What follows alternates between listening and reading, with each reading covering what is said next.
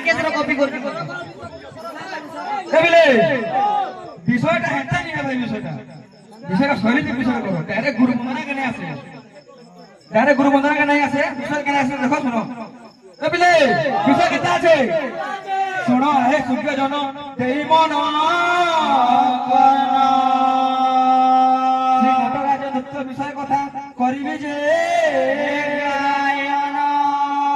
কেউ যুগ কেউ সময়ে নৃত্য সৃষ্টি যে হইলা বুঝাই কহিব আহে এই গৌরভক্ত পিলা দাতা ভাতা মা মাউসী ମାନଙ୍କୁ କରୁଅଛି ଗୁହାରି ভুল ଥିଲେ ক্ষমা দেব আহে গৌর হরি বিষয় ডাইরেক্ট গুরু বন্দনা নাই আছে কিছু তার ভি কর্ম রয়েছে তার ভি কর্তব্য রয়েছে জানিছো কি না জানি ডাইরেক্ট গুরু বন্দনা কে বলছো নিয়ে মোর না রাজ তুমি রাজ করবি বলছো না ডাইরেক্ট গুরু বন্দনা নেই বলে কর্ম কোন আছে আমরা এই মন্ডলী কীর্তন মন্ডলী প্রবেশ কেমনে করব কোন আছে বুঝাইছো আরে হসি হসি থেকে তো খুশি হইছো নমস্তে বসনা বিষ্ণু নমস্তে ঋষি মন্ডলী নমস্তে প্রেম ভক্তায় নমো চৈতন্য মূর্তয়ে